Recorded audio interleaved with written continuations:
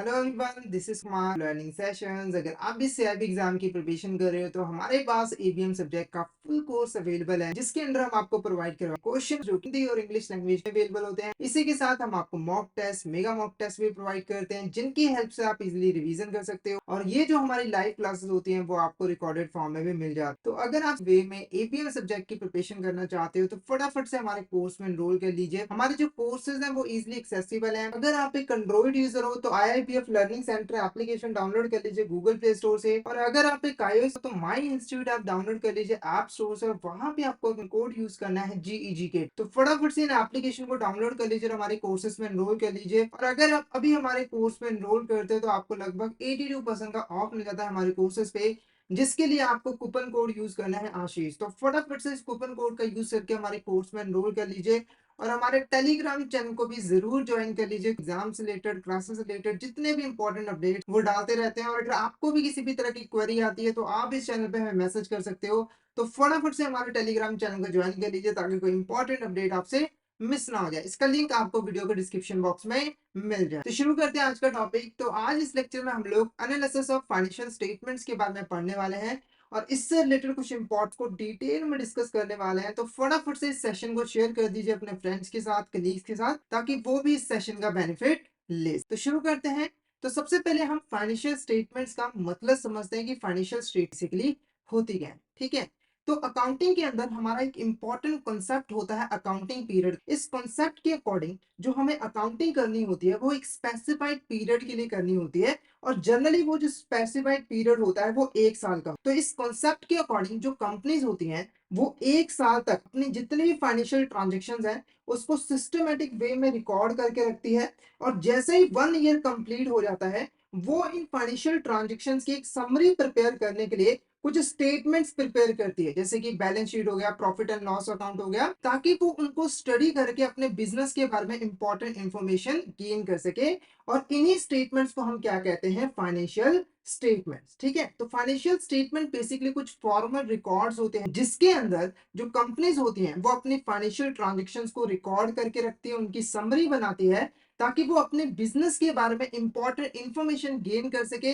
जैसे कि बिजनेस की परफॉर्मेंस कैसी रही है, बिजनेस की फाइनेंशियल पोजीशन कैसी है, उसके बारे में जो है वो पता लगाया जा सके। एग्जांपल मैंने आपको दे दिया यहाँ पर, बैलेंस शीट और प्रॉफिट एंड लॉस अकाउंट। तो यहाँ पर हमने फाइनेंशियल स्टेटमेंट का मीनिंग समझ लिया है। अब इससे रिलेटेड जो इंपॉर्टेंट क्वेश्चंस है उसको हम डिस्कस कर लेते हैं। तो फर्स्ट क्वेश्चन देखो क्या है, विच of this statement defines financial statement? इसमें से कौन सी ऐसी स्टेटमेंट है जो फाइनेंशियल स्टेटमेंट को डिफाइन करती है? पहली स्टेटमेंट देखो क्या कह रही है, इस snapshot of companies financial position at a specific moment. तो जो फाइनेंशियल स्टेटमेंट्स होती है वो हमें एक स्पेसिफिक मोमेंट पे हमारी जो कंपनी उसकी फाइनेंशियल पोजीशन कैसी है, वीक है या फिर स्ट्रांग है, उसके बारे में बताती है। तो ये स्टेटमेंट बिल्कुल सही है, ये डिफाइन कर रही है। उसके बाद एक comprehensive record of income, expense, cash flow over a period. तो ये भी स्टेटमेंट बिल्कुल सही तरीके से यहाँ पर डिफाइन कर रही है।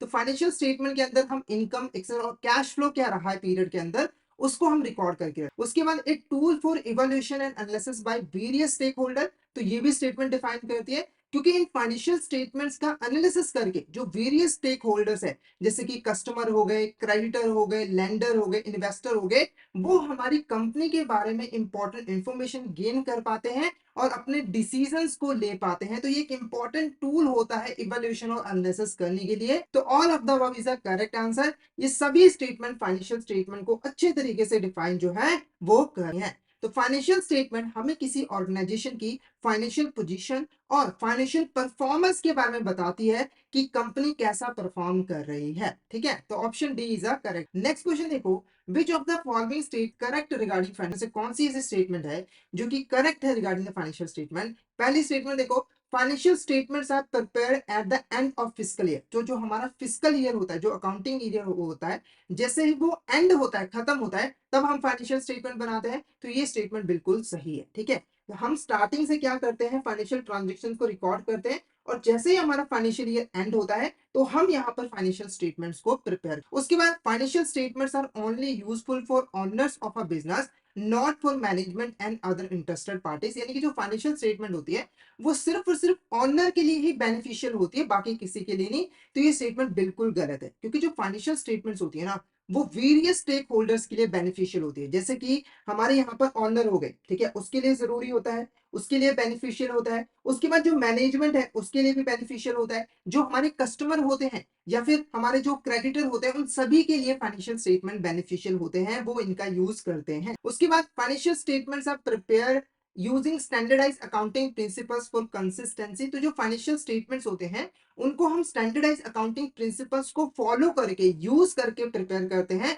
तो ये स्टेटमेंट क्या है, बिल्कुल करेक्ट है। तो फर्स्ट एंड थर्ड ये स्टेटमेंट हमारी करेक्ट है, ये स्टेटमेंट हमारी गलत है। तो क्वेश्चन कह रहा था कौन सी स्टेटमेंट करेक्ट, तो option A is a correct answer. क्यों गलत हुआ, क्योंकि ये कह रहा है सिर्फ ऑनर के लिए बेनिफिशियल है, पर ऐसा नहीं है। जो बाकी के स्टेक होल्डर्स हैं उनके लिए भी बेनिफिशियल होता है। नेक्स्ट क्वेश्चन देखो, what is the purpose for financial statement preparation. हम फाइनेंशियल स्टेटमेंट को क्यों प्रिपेयर करते हैं, हमारा क्या पर्पस होता है। पहला, to provide information about companies financial and performance for DC के। तो पहला जो ऑब्जेक्टिव होता है वो ये होता है कि हमें इंपॉर्टेंट इंफॉर्मेशन प्रोवाइड करनी है कंपनी के बारे में, कि कंपनी की फाइनेंशियल पोजीशन कैसी, उसकी फाइनेंशियल परफॉर्मेंस कैसी है, जिसके बेस पर इंपॉर्टेंट डिसीजन मेकिंग की जाए इसके। तो ये हमारा बिल्कुल ऑब्जेक्टिव। उसके बाद to facilitate internal decision making by providing management with detail information. तो मैनेजमेंट को हम डिटेल इंफॉर्मेशन प्रोवाइड करना चाहते हैं कंपनी के बारे में, ताकि वो इंपॉर्टेंट इंटरनल डिसीजन मेकिंग जो है वो कर सके। तो ये भी हमारा पर्पस। उसके बाद to comply with legal and regulatory requirement. तो ये भी हमारा पर्पस होता है, क्योंकि देखो जो कंपनीज होती है ना, उनके लिए कंपलसरी होता है फाइनेंशियल स्टेटमेंट्स को प्रिपेयर करना। कंपनीज एक्ट 2013 के अकॉर्डिंग जितने भी कंपनीज हैं उनको अब एक स्पेसिफाइड फॉर्मेट के अंदर अपनी फाइनेंशियल स्टेटमेंट को प्रिपेयर करना होता है। तो लीगल और रेगुलेटरी रिक्वायरमेंट्स को फुलफिल करने के लिए भी इसको प्रिपेयर किया जाता है। तो all of the above is the correct answer. ये सारे के सारे हमारे ऑब्जेक्टिव होते हैं फाइनेंशियल स्टेटमेंट को प्रिपेयर कर। नेक्स्ट क्वेश्चन देखो, which of the following is not a characteristic of good financial statement. कौन सा ऐसा कैरेक्टरिस्टिक है जो कि गुड फाइनेंशियल स्टेटमेंट का नहीं है। पहला, रेलेवेंस। जो फाइनेंशियल स्टेट चाहिए ना, वो डिसीजन मेकिंग करने के लिए रेलिवेंट होनी चाहिए। यानी कि फाइनेंशियल स्टेटमेंट ऐसी इंफॉर्मेशन प्रोवाइड करे जिसके बेस पर हम इंपॉर्टेंट डिसीजंस ले पाए। तो ये हमारा फीचर होता है, बिल्कुल फीचर होता है। उसके बाद रिलायबिलिटी। जो इंफॉर्मेशन है फाइनेंशियल के अंदर वो बिल्कुल एक्यूरेट होनी चाहिए, कंप्लीट होनी चाहिए। तो ये भी एक हमारा फीचर। सिंपल सी बात है ना कि आप किसी पर ट्रस्ट तभी करोगे अगर वो एक्यूरेट होगी और कंप्लीट होगी। अगर कुछ बातें छुपाई हुई हैं, गलत इंफॉर्मेशन है, तो आप ट्रस्ट करोगे ही नहीं। तो गुड फाइनेंशियल स्टेटमेंट का यहाँ पर फीचर है कि इंफॉर्मेशन एक्यूरेट और कंप्लीट। उसके बाद टाइमलेस। जो इंफॉर्मेशन इज अवेलेबल प्रॉम्प्टली, यानी कि हमें टाइम पर इंफॉर्मेशन मिलनी चाहिए। तो ये भी हमारा एक गुड फाइनेंशियल एक गुड करेक्टर। उसके बाद है बाइस। Information presented partial favouring one perspective over. तो जो हमें इंफॉर्मेशन है फाइनेंशियल स्टेटमेंट के अंदर वो पार्शियल होनी चाहिए, यानी कि किसी एक पार्टी को फेवर करती होनी चाहिए, दूसरी को नुकसान पहुंचाती होनी चाहिए। तो ये हमारा फीचर नहीं हो, ये हमारा फीचर नहीं होता है। हमारा जो फाइनेंशियल स्टेटमेंट है वो कंप्लीट होना चाहिए, कोई बायसनेस उसके अंदर नहीं होनी चाहिए। जैसी इंफॉर्मेशन है उसको वैसे ही प्रेजेंट की जानी चाहिए। तो ये हमारा गुड फाइनेंशियल स्टेटमेंट का कैरेक्टरिस्टिक नहीं है। बाकी तीन इंपॉर्टेंट कैरेक्टरिस्टिक्स हैं हमारे गुड शेल्स, ठीक है। नेक्स्ट क्वेश्चन देखो, which of the following is not a common type of finance. कौन सी ऐसी स्टेटमेंट है जो कि कॉमन टाइप की फाइनेंशियल स्टेटमेंट नहीं हो। पहली, income statement, balance, cash flow statement या फिर स्टेटमेंट ऑफ एसेट्स। तो ऑप्शन डी हमारा यहाँ पर क्या होगा, करेक्ट आंसर होगा। और ये तीन इंपॉर्टेंट फाइनेंशियल स्टेटमेंट्स होती है किसी भी और कोई भी कंपनी हो उसके लिए। ये तीन फाइनेंशियल स्टेटमेंट्स को बनाना जरूरी, ठीक है। Income statement, balance sheet and cash flow statement, ठीक है। इनकम स्टेटमेंट से हमें फाइनेंशियल परफॉर्मेंस के बारे में पता लगता है, क्योंकि इस प्रॉफिट एंड लॉस को कैलकुलेट करते हैं। बैलेंस शीट से हमें फाइनेंशियल पोजीशन के बारे में पता लगता है कि वो स्ट्रांग है या फिर वीक है। कैश फ्लो स्टेटमेंट से कैश फ्लो कैसा है, मतलब कैश कितना आ रहा है, कैश कितना जा रहा है, उसके बारे में पता लगता है। इनके बारे में हम आगे क्वेश्चंस में डिटेल में डिस्कस कर। नेक्स्ट क्वेश्चन देखो, who are the primary users of financial statements. यानी कि फाइनेंशियल स्टेटमेंट्स को कौन यूज करता है। पहला, इंटरनल मैनेजमेंट, ये बिल्कुल करेक्ट। अब जो इंटरनल मैनेजमेंट होता है उसको कंपनी से रिलेटेड इंपॉर्टेंट डिसीजंस लेने होते हैं, और इंपॉर्टेंट डिसीजंस के लिए कंपनी से रिलेटेड इंपॉर्टेंट इन्फॉर्मेशन होने चाहिए, उसके बेस पे तो वो डिसीजन लेंगे। तो फाइनेंशियल स्टेटमेंट इनको इंपॉर्टेंट इन्फॉर्मेशन प्रोवाइड करते हैं कंपनी के बारे में, जिसके बेस पर ये इंटरनल डिकिंग कर पा। उसके बाद इन्वेस्टर, क्रेडिटर एंड एनालिस्ट। तो इन्वेस्टर वो होते हैं जो कंपनी में इन्वेस्ट करना। तो आप अगर इन्वेस्टर हो, तो आप किसी कंपनी में इन्वेस्ट करना चाहते हो, तो इन्वेस्ट करने से पहले आप कंपनी को जानना चाहोगे ना कि कंपनी की फाइनेंशियल पोजीशन कैसी है, फाइनेंशियल परफॉर्मेंस कैसी है, क्योंकि उसी के ऊपर तो आपका रिटर्न डिपेंड करता है। तो इन्वेस्टर भी यूज करता है। क्रेडिटर यूज करता है क्योंकि क्रेडिटर लोन देता है कंपनी, तो वो जो लोन दे रहा है वो लोन वापस आएगा कि नहीं, यानी कंपनी लोन का पैसा रिपे करेगी कि नहीं, इसके बारे में जानने के लिए कंपनी को जानना जरूरी है ना, तो ये भी यूज करता है। एनालिस्ट कोई रिसर्च वगैरह करते हैं तो वो यूज कर लेते हैं। Government regulators and tax authority, government regulator वो होते हैं जो कंपनी को रेगुलेट करना चाहते हैं कि वो सही तरीके से काम करे, लोगों की भलाई के लिए काम करे, हमारे देश के लिए काम करे, कोई भी नुकसान ना करे। और टैक्स अथॉरिटीज टैक्स लेना चाहती है, इसके लिए वो निगरानी रखती कंपनी का प्रॉफिट कितना हुआ है, क्योंकि उसी के ऊपर तो टैक्स। तो ये सारे के सारे जो है वो फाइनेंशियल स्टेटमेंट को यूज करते हैं। तो all of the above is the correct answer. तो ये सारे के सारे हमारे यूजर होते हैं फाइनेंशियल स्टेटमेंट्स के, और सबको बेनिफिट होता है फाइनेंशियल स्टेटमेंट्स को स्टडी। तो option D, all of the above is the correct. Next question देखो, what is the primary purpose of an auditor report. जो ऑडिटर रिपोर्ट होती है उसका प्राइमरी पर्पस क्या होता है। तो सबसे पहले ऑडिटर रिपोर्ट क्या होती है उसका मतलब समझ लो।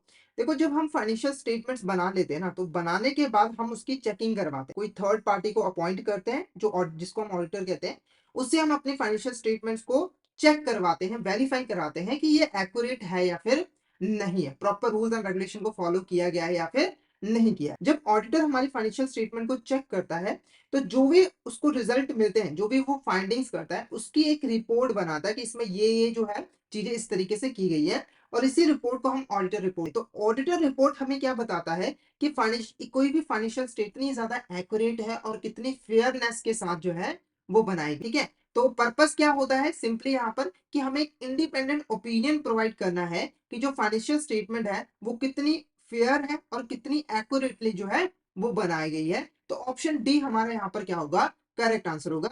बाकी ऑप्शन भी देख लो, to provide investment advice and recommendation, तो ये हमारा पर्पस नहीं होता है। उसके बाद to offer tax and accounting consultancy service, तो ये भी नहीं होता है। To manage daily financial operation of the company, तो ये भी इसका पर्पस नहीं होता है। ठीक है, नेक्स्ट क्वेश्चन देखो हमारा, विच of the following best describe accounting standard. इसमें से कौन सी ऐसी स्टेटमेंट है जो बेस्ट तरीके से अकाउंटिंग स्टैंडर्ड को डिस्क्राइब करती है।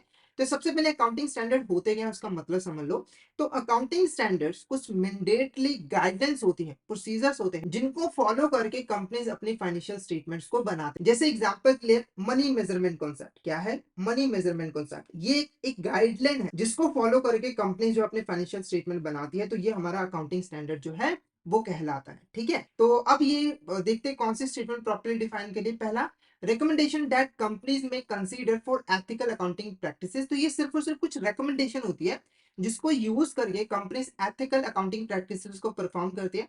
या फिर mandatory guidelines for preparing and presenting financial statement, तो ये जो ऑप्शन है ना, ये बहुत अच्छे तरीके से सही तरीके से डिफाइन करिए अकाउंट को, कि ये कुछ मैंडेटरी गाइडलाइंस होते हैं, प्रिंसिपल्स होते हैं, जिनको फॉलो करके कंपनीज अपनी फाइनेंशियल स्टेटमेंट्स को प्रिपेयर करती है और उसको प्रेजेंट भी करती है। लास्ट देखो option, voluntary principle for optimising financial performance, तो ये करेक्ट नहीं है। तो ऑप्शन बी हमारा यहाँ पर क्या होगा, करेक्ट आंसर रहेगा। क्या रहेगा, करेक्ट आंसर। ठीक है, नेक्स्ट क्वेश्चन देखो हमारा। Next question, accounting standards are formulated and issued by which organisations in India. India के अंदर अकाउंटिंग स्टैंडर्ड्स को कौन फॉर्मुलेट करता है और कौन इशू करता है। तो option A, institute of chartered accountant of India, accounting standard board, या फिर financial accounting standard board and accounting standard board, या फिर accounting standard board end of chartered accountant of India. तो ऑप्शन डी इज करेक्ट। हमारे देश के अंदर जितने भी अकाउंटिंग स्टैंडर्ड्स होते हैं उसको फॉर्मुलेट यानी कि बनाने का काम जो है अकाउंटिंग स्टैंडर्ड बोर्ड करता है। ठीक है,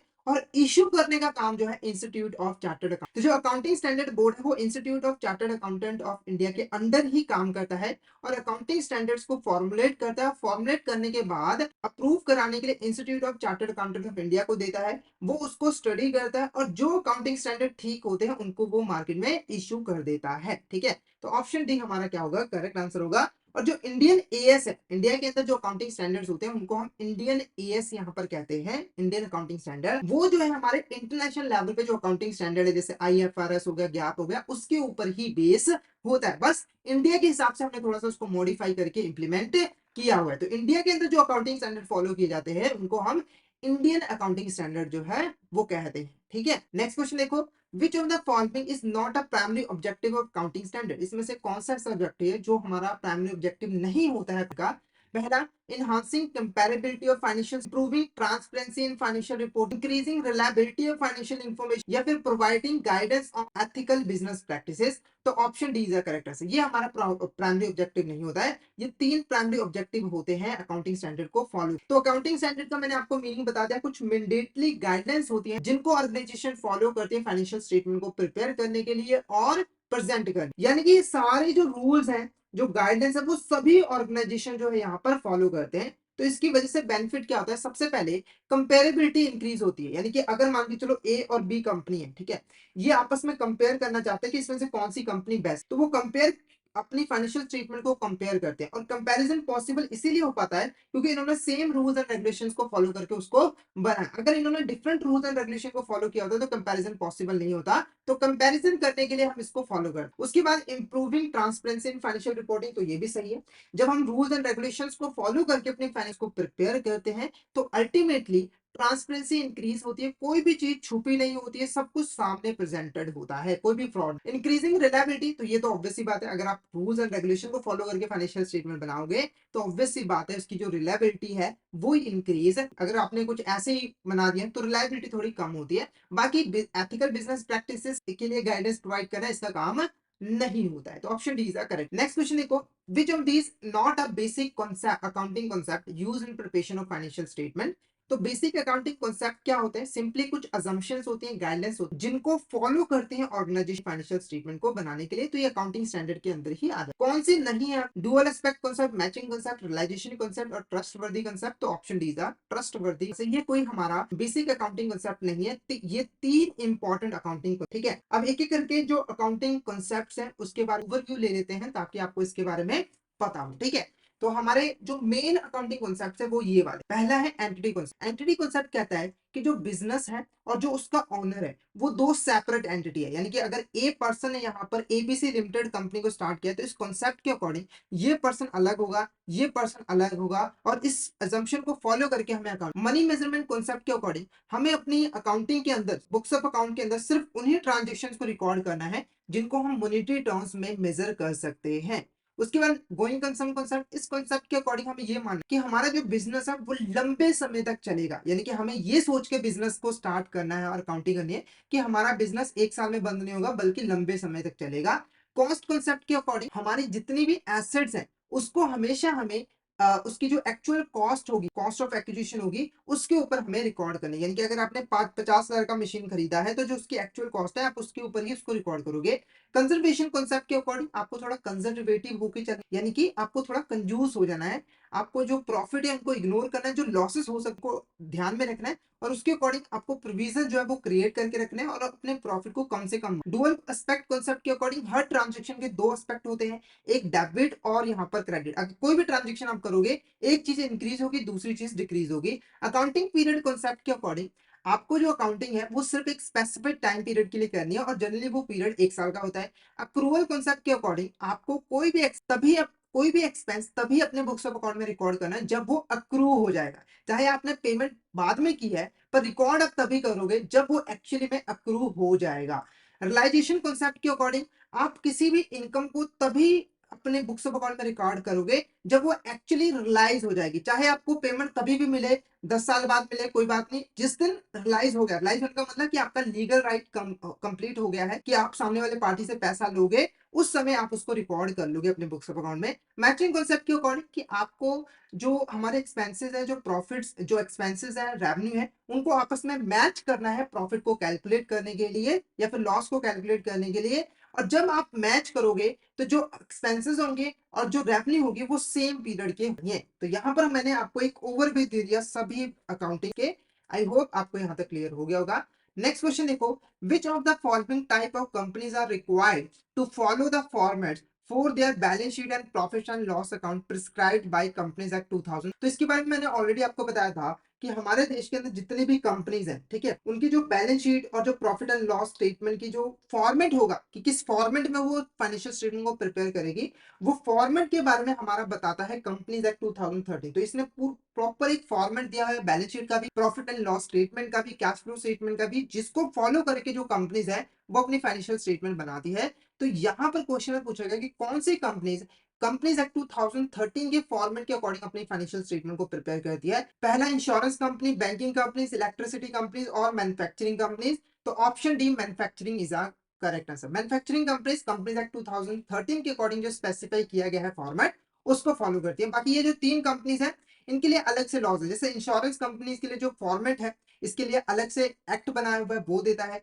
बैंकिंग कंपनीज के लिए भी बैंकिंग रेगुलेशन एक्ट वो यहाँ पर फॉर्मेट बताता है। इलेक्ट्रिसिटी कंपनीज के लिए भी अलग से एक्ट है और वो यहाँ पर फॉर्मेट जो है वो बताता है। तो ऑप्शन डी मैन्युफैक्चरिंग कंपनीज है करेक्ट आंसर। तो ये जो कंपनीज है वो कंपनीज एक्ट के फॉर्मेट के अकॉर्डिंग फाइनल प्रिपेयर नहीं। ठीक है, नेक्स्ट क्वेश्चन देखो, dash shows companies financial position particular date. इसमें से कौन सी ऐसी स्टेटमेंट जो कि पर्टिकुलर डेट पर किसी कंपनी की फाइनेंशियल पोजीशन कैसी है, वो फाइनेंशियली कितनी स्ट्रांग है कितनी वीक है उसके बारे में बताता है। तो ऑप्शन है balance, option B profit and loss account, option C trading account या फिर all of the above. Option A balance sheet is a correct. Balance sheet के अंदर हम लोग एक पर्टिकुलर डेट पर कंपनीज की जितनी भी एसेट्स हैं और जितनी भी लाइबिलिटीज हैं उसको शो करते हैं, जिससे हमें कंपनीज की फाइनेंशियल पोजीशन के बारे में पता लगे। जैसे अगर मैं आपको किसी पर्सन के एसेट्स के बारे में बता दूं कि टोटल उसके पास कितनी एसेट्स हैं और उसके ऊपर कितना कर्ज है, तो आप जान पाओगे कि पर्सन की फाइनेंशियल कंडीशन कैसी है। सेम चीज यहाँ पर कंपनी के केस में भी। ठीक है, तो ऑप्शन ए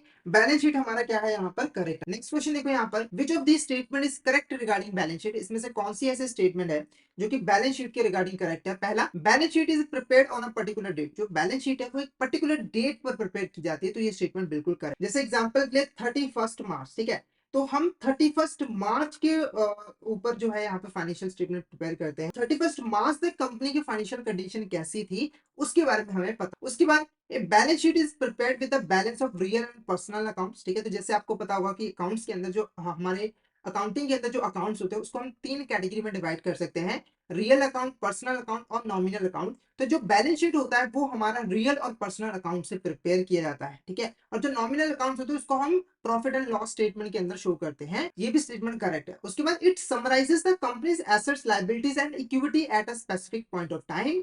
तो ये जो है कंपनी की एसेट्स, लायबिलिटीज और इक्विटी को समराइज करती है। तो ये स्टेटमेंट बिल्कुल करेक्ट है। तो all of the above is a correct answer. Next question देखो हमारा, which of this is a component of balance sheet. इसमें से कौन सा हमारा यहाँ पर कंपोनेंट होता है बैलेंस शीट का। तो पहली चीज आपको यहाँ पर बता दूं, जो बैलेंस शीट होता है ना इसको मेनली हम दो कंपोनेंट्स में डिवाइड। कौन से दो कंपोनेंट्स हैं? पहला कंपोनेंट है हमारा equity and liability, equity and liability. ठीक है, ये पहला कंपोनेंट। ठीक है, उसके बाद जो दूसरा कंपोनेंट है वो हमारी यहाँ पर क्या होती है, एसेट्स। क्या होती है? एसेट्स होती है। और ये दोनों कंपोनेंट हमेशा एक दूसरे के बराबर होती है। आपने कई बार बैलेंस शीट देखी होगी, equity plus liability, liability is equal to हमारा क्या होता है, एसेट्स होता है। ठीक है, यानी कि ये दोनों हमेशा इसके बराबर होंगी। ठीक है, तो मेनली तो हम यहाँ पर क्या है जो बैलेंस शीट है उसको दो कंपोनेंट में डिवाइड करते हैं। उसके बाद ये जो कंपोनेंट है इक्विटी एंड लायबिलिटीज, इसको भी हम दो कंपोनेंट में डिवाइड करते हैं। एक होता है हमारा इक्विटी और एक होता है हमारा यहाँ पर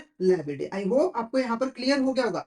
पहले हमने बैलेंस शीट को दो इंपॉर्टेंट कंपोनेंट में ब्रॉड कैटेगरी में डिवाइड किया, लायबिलिटीज एंड एसेट्स। उसके बाद हमने इक्विटी एंड लायबिलिटीज को भी दो पार्ट्स में डिवाइड कर दिया, एक है इक्विटी एंड एक है लायबिलिटी। तो ये जो क्वेश्चन पूछ रहा था इसमें से कौन सा हमारा कंपोनेंट है बैलेंस शीट का, तो यहाँ पर जो हमारा आंसर रहेगा second, third and share holder fund, liability and asset is the correct answer. तो शेयर होल्डर फंड बेसिकली हमारे यहाँ पर क्या है, इक्विटी है। ठीक है, अब ये कंपोनेंट है क्या, एक एक करके इसके बारे में डिस्कस। सबसे पहले बात करते हैं शेयर होल्डर। एक कंपनी के अंदर जितना भी ऑनर का पैसा लगा हुआ है उसको हम कहते हैं शेयर होल्डर फंड। जैसे कंपनी के मान के चलो टोटल 100 करोड़ रुपीज है कंपनी के पास, जिसमें से 60 करोड़ रुपीज किसके हैं, ऑनर के, जिसने कंपनी को स्टार्ट किया है। तो ये जो 60 करोड़ रुपीज है ये हमारा शेयर होल्डर फंड यानी कि इक्विटी कहलाएगा। ठीक है, उसके बाद सेकंड हमारा लायबिलिटी। लायबिलिटी क्या होता है, तो ऑनर के अलावा थर्ड पार्टी के जो भी पैसे कंपनी में लगे होते हैं वो हमारा लायबिलिटी कहलाता है। जैसे 40 करोड़ रुपीज हमारे थर्ड पार्टी के लगे हुए हैं, मान के चलो एक बैंक से यहाँ पर लोन लिया हुआ है, ठीक है,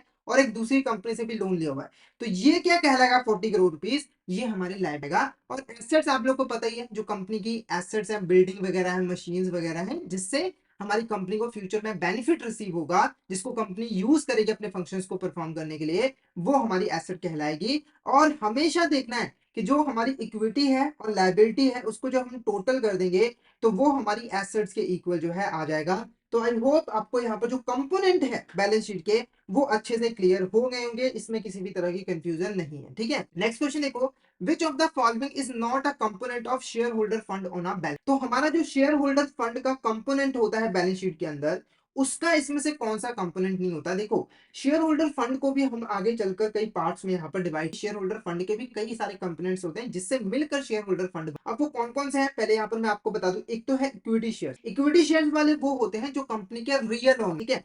उसके बाद आते हैं हमारे प्रेफरेंस शेयर्स। प्रेफरेंस शेयर्स वाले भी कंपनी के ओनर होते हैं, पर ये सेकेंडरी ओनर होते हैं, इनका बिजनेस पे ज्यादा कंट्रोल नहीं होता है। और उसके बाद आते हैं हमारे retained earning. Retained earning basically क्या होते हैं, कुछ रिजर्व्स होते हैं। जैसे कंपनी ने प्रॉफिट कमाया, प्रॉफिट का कुछ हिस्सा उसने फ्यूचर के लिए अपने पास संभाल के रख लिया, सेविंग्स कर ली, तो वो हमारी रिटेन्ड अर्निंग कहलाते हैं। जैसे कंपनी ने अगर 50 लाख का प्रॉफिट कमाया तो उसमें से 25 लाख उसने अपने पास रख लिए ताकि फ्यूचर में उसको काम आए।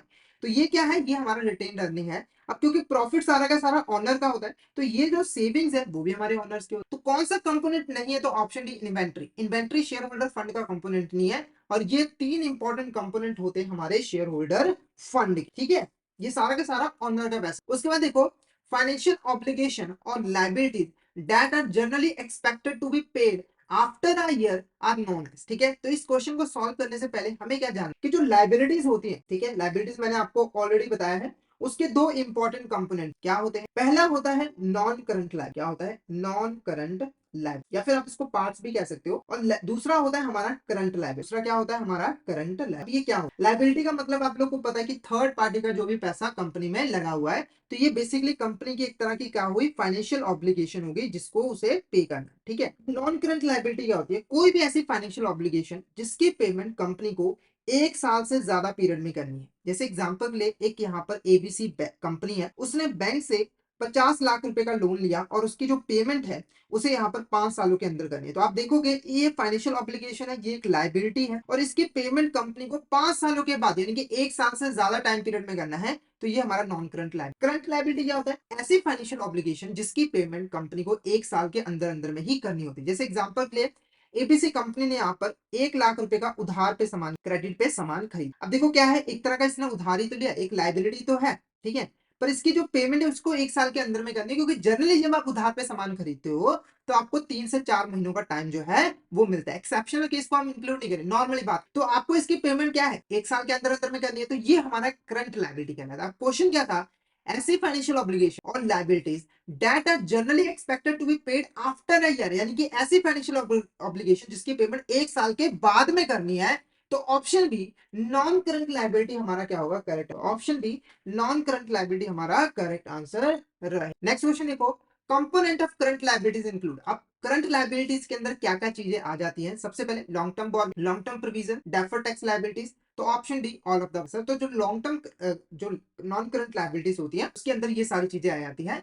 लॉन्ग टर्म बॉर्डरिंग का मतलब है जो आपने लॉन्ग टर्म के लिए लोन लिया है। लॉन्ग टर्म प्रोविजंस क्या होता है, जब आपको फ्यूचर में लगता है कि हमें लॉस हो सकता है तो हम क्या करके लिए प्रोविजन क्रिएट करके रखते हैं, यानी कि पैसे संभाल के रखते हैं। तो लॉन्ग टर्म प्रोविजन प्रोविजन होते हैं जो हमने लॉन्ग टर्म के लिए बनाए होते हैं। और डेफर्ड टैक्स लायबिलिटी क्या होता है, जब अकाउंटिंग रूल्स और हमारे जो टैक्स रूल्स होते हैं ना, जैसे इनकम टैक्स के रूल्स और जो अकाउंटिंग स्टैंडर्ड्स हैं उसमें जब डिफरेंस आता है और उसकी वजह से जो हमारी टैक्स पेमेंट होती है उसमें डिफरेंस आता है, तो वो हमारी डेफर्ड टैक्स लायबिलिटी जो है वो, ठीक है। उसके बाद नेक्स्ट क्वेश्चन देखो हमारा, विच of the following is not considered A current liability on a balance sheet. इसमें से कौन सी चीज है जो करंट लायबिलिटी नहीं कहलाती है।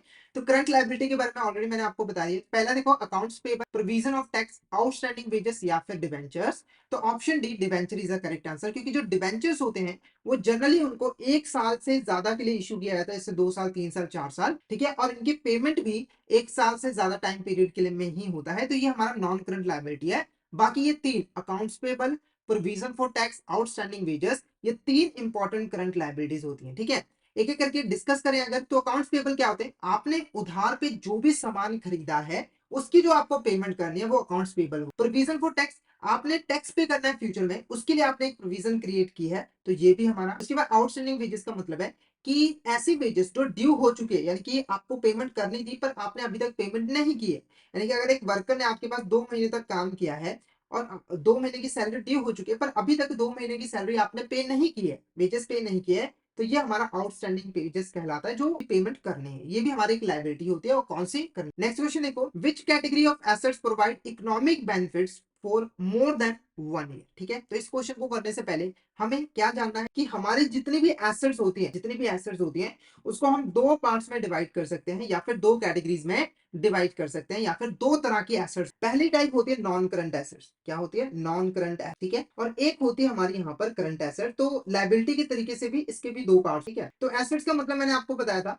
एसेट्स बेसिकली क्या होती है? कोई भी ऐसी चीज जो कि फ्यूचर में कंपनी को बेनिफिट पहुंचाए। जैसे एग्जांपल के लिए कंपनी के पास एक मशीन है जिसको वो फ्यूचर में यूज करेगी, तो ये हमारा क्या हुआ? एसेट। कंपनी के पास बिल्डिंग है जिसको वो फ्यूचर में यूज करेगी, यानी कि बिल्डिंग भी तो कंपनी को बेनिफिट पहुंचाएगी, तो ये भी हमारी एसेट है। ठीक है, तो एक एसेट कंपनी को कितने टाइम तक बेनिफिट पहुंचाएगी उसके बेस पर हम इसको दो पार्ट्स में डिवाइड कर। कोई भी ऐसी एसेट जिसका बेनिफिट कंपनी को 1 साल से ज्यादा टाइम पीरियड के लिए मिलेगा, वो हमारा नॉन करंट एसेट। जैसे एग्जांपल, कंपनी ने एक मशीन खरीदा और इसकी जो वैलिडिटी है वो कितनी है? 5 साल, यानी कि 5 सालों तक अच्छे तरीके से काम करेगी, 5 सालों तक कंपनी इसको यूज करेगी। तो आप देखोगे इस मशीन का जो बेनिफिट है वो कंपनी को 1 साल से ज्यादा टाइम पीरियड के लिए मिल रहा है, तो ये हमारी नॉन करंट एसेट क्या है? करंट एसेट ऐसी एसेट होती है जिसका जो बेनिफिट होता है वो कंपनी को 1 साल के अंदर में ही मिल जाता है, यानी कि कंपनी इसको 1 साल के अंदर में ही यूज कर लेती है या फिर इसको कैश में कन्वर्ट कर लेती है। जैसे एग्जाम्पल के लिए यहाँ पर हमारे हो गए ट्रेड रिसीवर। ट्रेड रिसीवर्स क्या होते हैं? जो आपने उधार पे सामान बेचा होता है, आपको जो पैसा मिलना होता है उसे हम ट्रेड रिसीवर्स, ठीक है, या फिर आप इसको डेटर कह सकते हो। अब देखो, जनरली आप उधार पे सामान बेचोगे तो आप 3 से 4 महीने का टाइम पीरियड दोगे, यानी कि आप 1 साल के अंदर में ही उसको कैश में कन्वर्ट कर लोगे और उसको खत्म कर दो, तो ये हमारा क्या कहलाएगा? करंट एसेट कहलाएगा। तो अब क्वेश्चन पे नजर आते हैं कि क्वेश्चन क्या कह रहा था। क्वेश्चन कह रहा था which category of assets provide economic benefits for more than. कौन सी ऐसी कैटेगरी एसेट की जो हमें 1 साल से ज्यादा के लिए बेनिफिट प्रोवाइड करते हैं? तो आंसर पता लग ही गया होगा, option C, non current asset is a correct. Non current asset. Next question देखो, components of non current assets. हमारी जो नॉन करंट एसेट्स होती है उसमें कौन कौन सी चीजें आती हैं? सबसे पहले आती है फिक्स एसेट। फिक्स एसेट के अंदर हमारी जो मशीन्स वगैरह होती हैं, जो हमारी बिल्डिंग वगैरह होती है, वो आ जाए। नॉन करंट इन्वेस्टमेंट के अंदर वो इन्वेस्टमेंट जो कि हमने 1 साल से ज्यादा पीरियड के लिए किया है, जैसे आपने किसी कंपनी के शेयर्स में इन्वेस्टमेंट कर दिए 1 साल से ज्यादा के लिए, तो वो हमारी होता है। Long term loan and advances, अगर आपने कोई long term loan and advances दिया है तो वो आपके लिए एसेट होता है। डेफर्ड टैक्स एसेट, ये मैंने आपको ऑलरेडी बताया था कि जो हमारे टैक्स रूल्स और अकाउंटिंग स्टैंडर्ड में जो डिफरेंस होता है उसकी वजह से जो टैक्स की पेमेंट में डिफरेंस आता है वो हमारा डेफर्ड टैक्स होता है। मतलब डेफर्ड टैक्स लायबिलिटी भी हो सकता है और डेफर्ड टैक्स एसेट्स भी हो सकता है, तो option D is the correct answer. ये सारे के सारे हमारे कंपोनेंट होते हैं non current asset. Next question देखो, on balance sheet inventories cash and cash equivalent and account receivables are listed under which category. तो हमारे जो इन्वेंटरीज है, कैश इक्विवेलेंट, अकाउंट रिसीवेबल्स है, वो किस कैटेगरी में अंदर आते हैं? तो option B, current asset is the correct answer. तो ये सारे के सारे हमारे करंट एसेट। ठीक है, नेक्स्ट क्वेश्चन देखो हमारा क्या है। Dash is a financial statement that summarises the revenue, expenses and profit और loss of a business over a specified period. इसका जो आंसर रहेगा वो ऑप्शन सी, इनकम स्टेटमेंट करें। इनकम स्टेटमेंट एक ऐसे स्टेट जिसके अंदर हम एक स्पेसिफाइड पीरियड के लिए कंपनी की जितने भी रेवेन्यू होते हैं, जितने भी एक्सपेंसेस होते हैं, उसको रिकॉर्ड करते हैं, उसको शो करते हैं, ताकि हम कंपनी का प्रॉफिट और लॉस को कैलकुलेट कर सके और ये देख पाए कि उस स्पेसिफाइड पीरियड के अंदर कंपनी की परफॉर्मेंस कैसी रही है। अगर प्रॉफिट आता है तो परफॉर्मेंस अच्छी है, अगर लॉस आता है तो परफॉर्मेंस अच्छी नहीं। तो कंपनी की फाइनेंशियल परफॉर्मेंस कैसी रही है स्पेसिफाइड पीरियड के अंदर, उसको जानने के लिए हम इनकम स्टेटमेंट जो है वो बनाते हैं। तो क्वेश्चन यही कह रहा था कि कंपनी के रेवेन्यू, एक्सपेंस और प्रॉफिट एंड लॉस को जो समराइज करते हैं स्टेटमेंट, उसको क्या कहते हैं? तो option C, income statement correct sir. कई बार इसको हम प्रॉफिट एंड लॉस स्टेटमेंट भी कह देते हैं। उसके बाद नेक्स्ट क्वेश्चन देखो, for a company other than finance company what must be disclosed separately in notes regarding the revenue operation। तो हमारी जो इनकम स्टेटमेंट होती है उसका इंपॉर्टेंट कंपोनेंट या फिर हेड होता है revenue from operation. Revenue from operation क्या होता है? देखो, एक कंपनी अपने मेन बिजनेस से जो भी पैसा कमाती है उसको हम रेवेन्यू ऑपरेशन कहते हैं। जैसे एग्जांपल के लिए एक company X Y Z limited, उसका जो मेन काम है वो क्या है? फर्नीचर को बनाना और मार्केट में सेल करना। तो वो फर्नीचर को बना के मार्केट में सेल करके जो भी पैसा कमाती है, जो भी रेवेन्यू कमाती है, उसको हम क्या कहते हैं? Revenue from operation. ठीक है, तो क्वेश्चन कह रहा था कि हमारी जो नॉन फाइनेंस कंपनी का मतलब जो फाइनेंशियल काम नहीं करती है, मैन्युफैक्चरिंग कंपनी हो गई, उसको जब भी रेवेन्यू फ्रॉम ऑपरेशन को शो करना होता है प्रॉफिट एंड लॉस अकाउंट के अंदर, तो रेवेन्यू फ्रॉम ऑपरेशन के लिए एक अलग से नोट बनाना, उसमें डिटेल्ड में इंफॉर्मेशन देनी पड़ती है। तो उस नोट के अंदर हम क्या क्या चीजें इंक्लूड करते हैं? पहला देखो, sale of product, sale of service, other operating revenue या फिर इंटरेस्ट। तो हमारा जो ऑप्शन सी होगा वो करेक्ट क्या होगा? ऑप्शन सी हमारा यहाँ पर करेक्ट आंसर होगा, यानी कि हम इसके लिए सेल की प्रोडक्ट की सेल करके कितना पैसा कमाया है, सर्विसेज देके कितना पैसा कमाया है, उसके बाद अदर ऑपरेटिंग रेवेन्यू, इन तीनों के लिए हम अलग से नोट्स प्रिपेयर करते हैं। जैसे एग्जांपल के लिए आपको टोटल रेवेन्यू हुई ऑपरेशन से 100 लाख रुपीस, जिसमें से 60 लाख हुआ प्रोडक्ट को सेल करके, 30 लाख हुआ हमारा सर्विसेज देके और 10 लाख हमारे अदर है। ठीक है, तो टोटल क्या है 100 लाख। तो आप प्रॉफिट एंड लॉस स्टेटमेंट के अंदर 100 लाख शो करोगे रेवेन्यू फ्रॉम ऑपरेशन के अंदर, और इसके लिए एक अलग से नोट प्रिपेयर करोगे जिसके अंदर आप डिटेल में लिखोगे 60 लाख हमारे प्रोडक्ट से आए हैं, 60 लाख सर्विसेज से आए और 10 लाख हमारे ऑपरेटिंग रेवेन्यू आए। ठीक है, तो ऑप्शन सी हमारा करेक्ट आंसर रहेगा। उसके बाद next, which of the following is not included in the classification of finance cost. तो फाइनेंस कॉस्ट भी हमारा एक इंपॉर्टेंट कंपोनेंट या फिर हेड होता है प्रॉफिट एंड लॉस स्टेटमेंट का, जिसके अंदर हमें फाइनेंस कॉस्ट कितनी आई है, यानी कि फाइनेंस को अरेंज करने के लिए हमें कॉस्ट कितनी आई है उसको हम शो करते हैं। तो इसके अंदर क्या चीज हम इंक्लूड नहीं करते फाइनेंस कॉस्ट के अंदर, पहला interest expense, other borrowing cost, डेप्ट एक्सपेंस या फिर foreign currency gain and loss. तो option C depreciation is the correct answer. तो फाइनेंस कॉस्ट के अंदर हम लोग जितना भी इंटरेस्ट एक्सपेंस होता है जो हमें पे करना पड़ रहा है उसे शो करते हैं, अदर बोरिंग कॉस्ट यानी कि बोरिंग करते वक्त जो हमारी कॉस्ट आई थी, और फॉरेन करेंसी के कन्वर्जन के ऊपर, ट्रांसलेशन के ऊपर जो भी गेन होता है, लॉस होता है, उसको भी हम शो करते हैं। डेप्रिसिएशन एक्सपेंस को शो नहीं करते। तो ऑप्शन सी हमारे यहाँ पर करेक्ट। ठीक है, नेक्स्ट क्वेश्चन देखो, which of the following not included in the classification of other income for a non finance company। Other income भी हमारा एक इंपॉर्टेंट कंपोनेंट होता है प्रॉफिट एंड लॉस अकाउंट का। अदर इनकम के अंदर एक कंपनी अपने मेन बिजनेस के अलावा जो भी पैसा कमाती है वो अदर इनकम के अंदर आता है। जैसे एग्जांपल के लिए मान के चलो XYZ कंपनी है, वो फर्नीचर को बेचकर मार्केट में सेल कर, पर इसके पास कुछ और पैसा यहाँ पर एक्स्ट्रा पड़ा हुआ था और उसको पैसे को उसने क्या किया, किसी कंपनी में इन्वेस्ट कर दे जहां से उसको डिविडेंड मिला। तो ये डिविडेंड भी इस तरह, इसके लिए एक तरह का इनकम ही है, पर ये इनकम मेन बिजनेस से नहीं आ रहा है, तो ये हमारा अदर इनकम कैटेगरी में आता है। ठीक है, अदर इनकम कैटेगरी में क्या क्या चीजें हम इंक्लूड करते हैं और कौन सी चीज इंक्लूड नहीं करते हैं। तो पहला interest income, dividend income, net gain और loss of sale of investment या फिर नन ऑफ द अबव। तो option D is the correct answer, none of the above is the correct answer. तो आपको जो भी इंटरेस्ट इनकम रिसीव हो रही है, आपको जो भी डिविडेंड इनकम रिसीव हो रही है, और अपनी इन्वेस्टमेंट को सेल करके आपको जो भी नेट गेन या फिर लॉस हो रहा है, उसको आप इस हेड के अंदर इंक्लूड जो है वो करते हो। ठीक है, तो ये हमारे कुछ इंपॉर्टेंट हेड थे प्रॉफिट एंड लॉस के। तो आई होप यहाँ पर आपको प्रॉफिट एंड लॉस भी अच्छे से क्लियर। ठीक है, नेक्स्ट क्वेश्चन देखो, which of this is the purpose of analysis of financial statement for bank. ठीक है, तो हमारे जो बैंकर्स होते हैं वो फाइनेंशियल स्टेटमेंट को का एनालिसिस क्यों करते हैं, उनका क्या पर्पस होता है। तो पहला देखो, assessment of performance and financial projection of future performance, detecting dangerous signals और असेसमेंट ऑफ क्रेडिट रिक्वायरमेंट्स। तो ऑप्शन डी इज करेक्ट। तो जब भी कोई पर्सन, कोई भी एंटिटी, कोई भी कंपनी बैंक के पास लोन लेने के लिए जाती है, तो बैंक सबसे पहले उसकी फाइनेंशियल स्टेटमेंट को स्टडी करती है, यानी कि उनका एनालिसिस करते हैं। क्यों करती है, ताकि वो कंपनी के बारे में कुछ इंपॉर्टेंट बातें जान सके। जैसे कि सबसे पहली चीज होती है assessment of performance and financial position, यानी कि जो कंपनी लोन लेने आई है इसकी फाइनेंशियल परफॉर्मेंस कैसी रही है पिछले कुछ सालों में, यानी कि इसने कितना प्रॉफिट या लॉस कमाया है। और दूसरा कि इसकी फाइनेंशियल पोजीशन कैसी है, फाइनेंशियली कितना स्ट्रांग है, इसके पास कितनी एसेट्स है, कितनी लायबिलिटीज है, और उसके बेस पर ही जो है बैंक लोन। उसके बाद प्रोजेक्शन ऑफ फ्यूचर परफॉर्मेंस, तो जब वो फाइनेंशियल स्टेटमेंट का एनालिसिस करता है तो उसके हिसाब से फोरकास्ट करता है कि इस कंपनी की फ्यूचर में क्या परफॉर्मेंस रहने वाली है। यानी कि अगर कोई कंपनी पिछले 5 सालों में लगातार प्रॉफिट कमा रही है, इसका मतलब वो फ्यूचर में हो सकता है कि अगले साल भी प्रॉफिट कमाएगी, मतलब प्रॉफिट ही कमाएगी क्योंकि कंपनी बहुत ज्यादा। तो फ्यूचर में कैसी परफॉर्मेंस रहेगी उसके बारे में प्रोजेक्शन भी करना होता है, तो ये भी ठीक है। उसके बाद डिटेक्टिंग डेंजरस सिग्नल, इसके अंदर बेसिकली हम कंपनी की फाइनेंशियल पोजीशन और फाइनेंशियल परफॉर्मेंस को का एनालिसिस करते हैं, यानी कि ये देखते हैं कि क्या कंपनी की फाइनेंशियल परफॉर्मेंस वीक है या फिर फाइनेंशियल पोजीशन वीक है, ताकि उसके हिसाब से बैंक अपनी स्ट्रैटेजी बना सके लोन देना है या फिर नहीं। उसके बाद असेसमेंट ऑफ क्रेडिट रिक्वायरमेंट जरूरी चीज होती है। कई बार क्या होता है, जो बैंक होती है ना वो अच्छे तरीके से क्रेडिट रिक्वायरमेंट को असेस नहीं कर पाती, यानी कि कोई पर्सन है उसको 90 लाख रुपए का लोन चाहिए, ठीक है, कम बैंक को लगा कि इसको सिर्फ 50 लाख का लोन चाहिए तो इसने 50 लाख का लोन दे दिया। और कई बार ऐसा हुआ कि 90 लाख का चाहिए और इन्होंने यहाँ पर 900 लाख रुपए का दे दिया। तो ये दोनों ही सिचुएशन खराब, दोनों ही सिचुएशन, अगर आप ज्यादा जरूरत से ज्यादा लोन दे रहे हो या फिर कम लोन दे रहे हो, दोनों ही सिचुएशन बोरोवर के लिए खराब है। ठीक है, क्योंकि वो उसको सही से मैनेज नहीं कर पाएगा और अल्टीमेटली नुकसान किसका होगा, बैंक का होगा, क्योंकि बोरोवर ने पैसा कमा के ही वापस कर। तो ऑप्शन डी, ये सारे के सारे पर्पस होते हैं एक बैंकर के।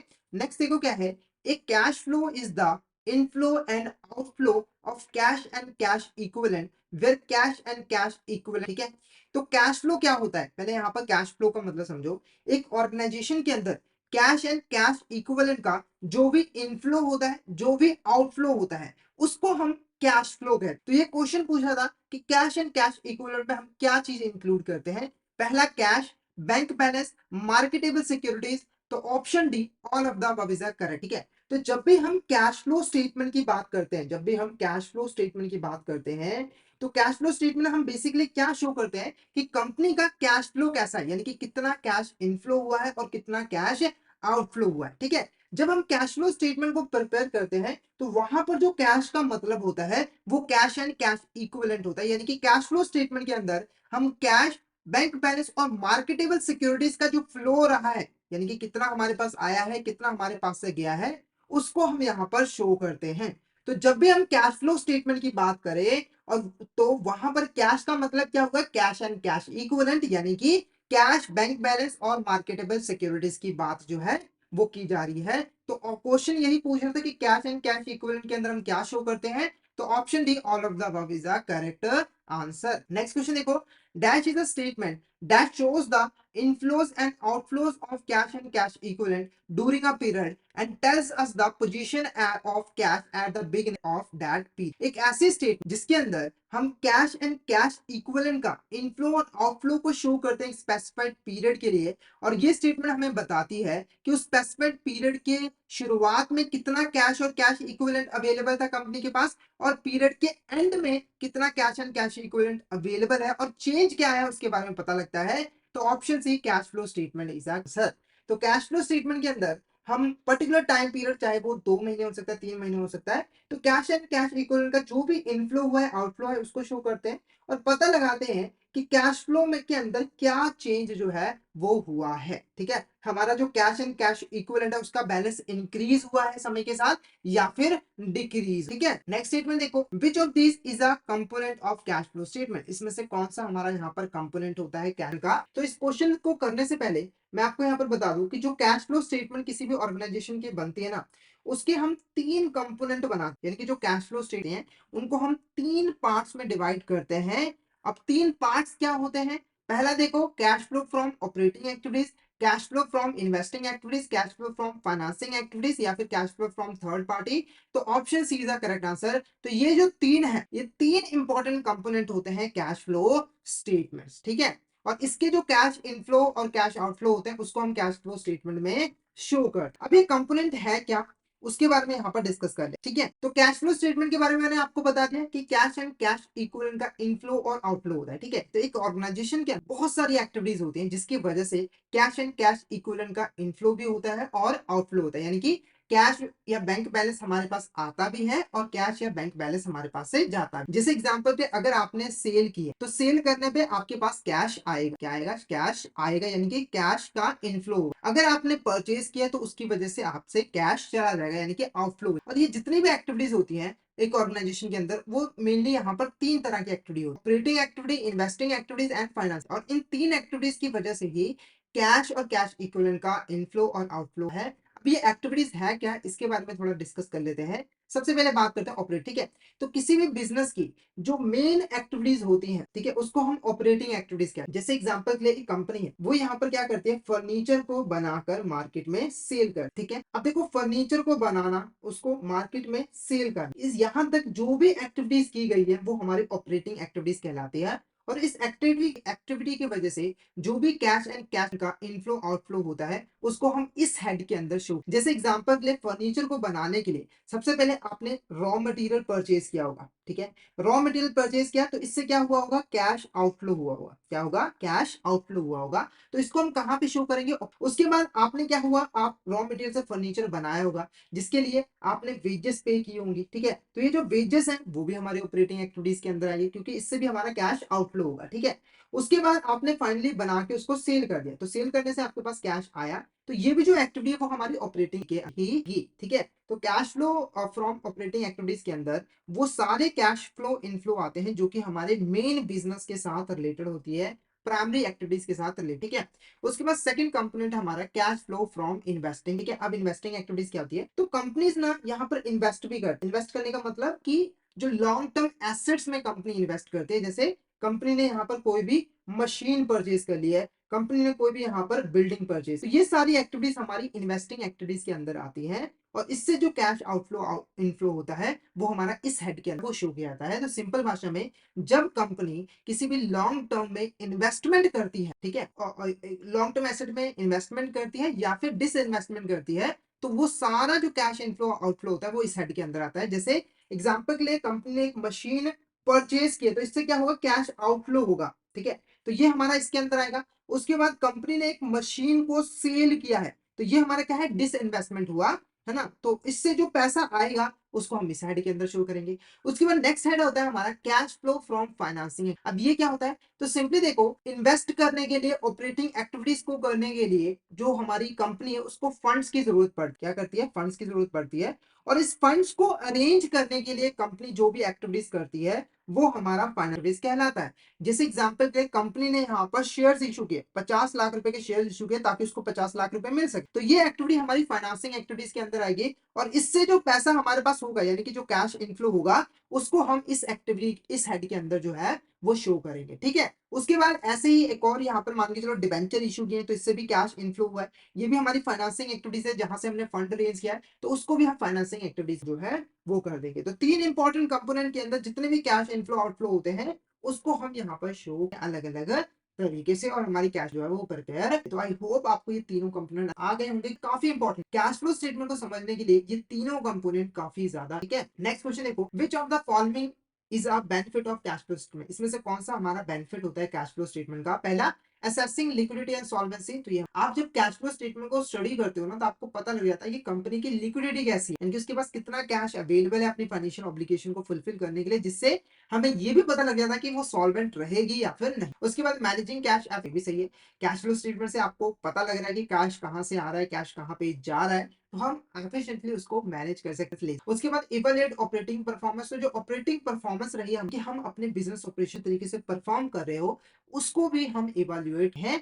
तो all of the above is the correct answer, ये सारे के सारे हमारे बेनिफिट होते हैं कैश फ्लोज के। नेक्स्ट क्वेश्चन देखो, which of this statement defines fund flow statement, इसमें से कौन स्टेटमेंट है जो कि फंड फ्लो स्टेटमेंट को अच्छे तरीके से दी है। तो सबसे पहले फंड फ्लो स्टेटमेंट होता क्या है, ठीक है, फंड फ्लो स्टेटमेंट एक ऐसी स्टेट जिसके अंदर हम सोर्सेस ऑफ फंड यानी कि कंपनी को कहां से पैसा मिला है और एप्लीकेशन ऑफ फंड या फिर यूज ऑफ फंड जहां पर उन फंड्स को कंपनी यूज कर रही है उसको शो कर। दो इंपॉर्टेंट चीजें स्टेटमेंट के अंदर जो है वो शो की जाती है, पहली सोर्सेस ऑफ फंड कहां से को फंड मिला है और application of fund, use of fund जहां पर कंपनी ने उसको यूज किया। इस स्टेटमेंट को बेसिकली इसलिए बनाया जाता है ताकि फंड्स में जो मूवमेंट हुई है, कितना फंड्स हमारे पास आया है, कितना हमारे पास से गया है, उसको हम रिकॉर्ड कर पाए, उसको हम उसकी एक समरी यहाँ पर प्रिपेयर कर पाए जिससे हम ये जान पाए कि समय के साथ हमारी कंपनी की जो फाइनेंशियल पोजीशन है उसमें क्या चेंज आए। क्लियर है। अब फटाफट से क्वेश्चन को देखते हैं। तो फर्स्ट स्टेटमेंट क्या करिए, it is a statement which shows the sources from which funds are obtained and users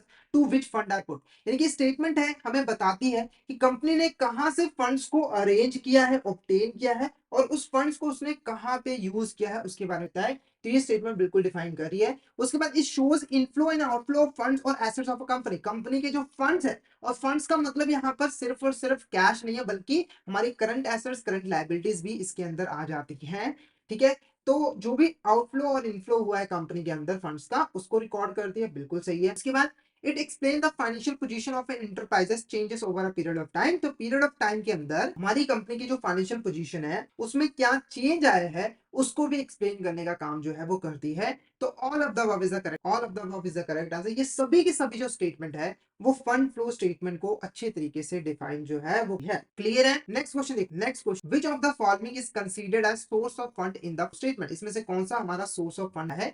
तो सोर्स ऑफ फंड के बारे में मैंने आपको बताया, सोर्स ऑफ फंड बेसिकली क्या है, जहां से कंपनी फंड अरेंज कर, तो इसमें से कौन सा ऐसा सोर्स है जहां से कंपनी फंड अरेंज करते हैं। सबसे पहले issue of shares and debenture, company अपने शेयर्स को इशू करिए, डिबेंचर को इशू करिए, तो क्या यहाँ से फंड आ रहा है, बिल्कुल आ रहा है। तो ये एक सोर्स, जो कंपनी शेयर्स करती है तो लोग शेयर्स को परचेज करते हैं, डिबेंचर को परचेज करते हैं, जिससे लोगों से पैसा किसके पास आता है, कंपनी के पास।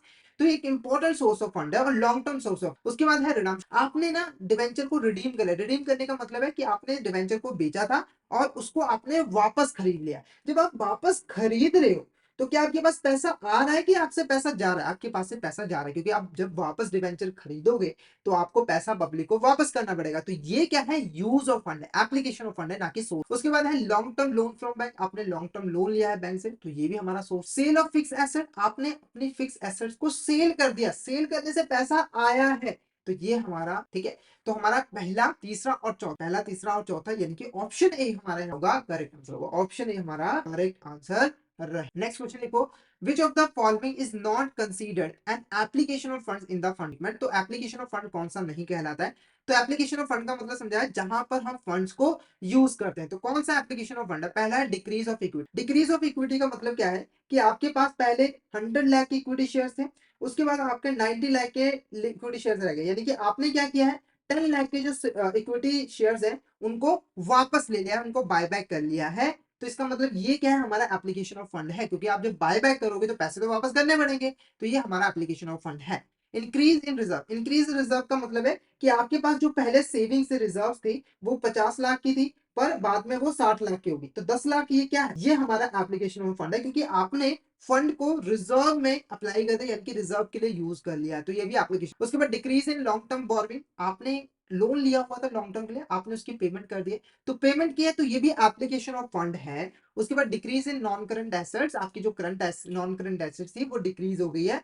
तो जब डिक्रीज हुई है तो आपने क्या किया होगा? आपने सेल किया होगा, तो सेल करने से आपके पास फंड्स आया था, तो ये हमारा सोर्स ऑफ फंड है, ना कि हमारा यहाँ पर एप्लीकेशन ऑफ फंड है। तो option D is a correct answer, ये हमारा एप्लीकेशन ऑफ फंड कहलाता है, क्योंकि ये हमारा सोर्स ऑफ फंड, ठीक है। नेक्स्ट क्वेश्चन देखो, next question, fund flow statement is prepare to, fund flow क्यों प्रिपेयर? पहला, ascertain the inflow and outflow of funds given period of time, तो बिल्कुल सही है। आप जानना चाहते हो कि हमारे जो फंड्स है उनका इनफ्लो कैसा रहा है, आउटफ्लो कैसा। Identify changes in working capital, जो वर्किंग कैपिटल उसमें क्या चेंजेस है, सही। उसके बाद identify reasons behind changes in working capital, जो वर्किंग कैपिटल उसमें चेंज जो आया है वो किस वजह से आया है, उसके रीजंस को आप आइडेंटिफाई करना चाहते हो, तो all of the above is the correct answer. ये सारे के सारे हमारे रीजंस हैं प्रिपेयर करने के फंड फ्लोज को। नेक्स्ट स्टेटमेंट देखो, question, which of the following is not one of main methods banker use to analyse financial statement? इसमें से कौन सा ऐसा मेथड है जो कि बैंकर्स यूज नहीं करते हैं फाइनेंशियल स्टेटमेंट को एनालाइज करने के लिए? तो एनालिसिस ऑफ फाइनेंशियल स्टेटमेंट आपको क्लियर हो गया होगा कि हम फाइनेंस को स्टडी करना चाहते हैं, तो उसके लिए कुछ मेथड है, तो कौन सा मेथड नहीं है ये क्वेश्चन पूछ रहा है। ऑप्शन है fund flow analysis, trend analysis, ratio analysis, तो option D profitability analysis is the correct answer. ये हमारा कोई मेथड नहीं होता है, और ये तीन इंपॉर्टेंट मेथड्स होते हैं जिनका यूज करके एक बैंकर फाइनेंशियल स्टेटमेंट को अच्छे तरीके से एनालिसिस कर पाता है। तो एक एक करके थोड़ा सा ओवरव्यू इसका यहाँ पर ले लेते हैं, ताकि आप इससे रिलेटेड जो कुछ समझ पाओ। तो पहले देखो फंड फ्लो एनालिसिस, इसके अंदर क्या होता है कि जो हमारी फंड फ्लो स्टेटमेंट होती है उसका हम यहाँ पर स्टडी करते हैं, फंड फ्लो स्टेटमेंट को स्टडी करते हैं और जानते हैं कि फंड का क्या फ्लो रहा है, फंड कितना इनफ्लो हुआ है, फंड कितना आउटफ्लो हुआ है, जिससे फाइनेंशियल पोजीशन के बारे में हमें कंपनी के पता लगे। ट्रेंड एनालिसिस के अंदर हम क्या करते हैं, पिछले कुछ सालों के बैलेंस शीट और प्रॉफिट एंड लॉस अकाउंट के जो आइटम्स होते हैं उनको आपस में कंपेयर कर, कि पिछले साल हमारा प्रॉफिट कितना था, इस साल हमारा प्रॉफिट क्या है, पिछले साल हमारे एक्सपेंसेस कितने थे, इस साल कितने एक्सपेंसेस हुए, पिछले साल हमारे रेवेन्यू कितने थे, इस साल कितने रेवेन्यू हुए, ठीक है, ताकि हम जान पाए कि इन के बीच में क्या रिलेशनशिप है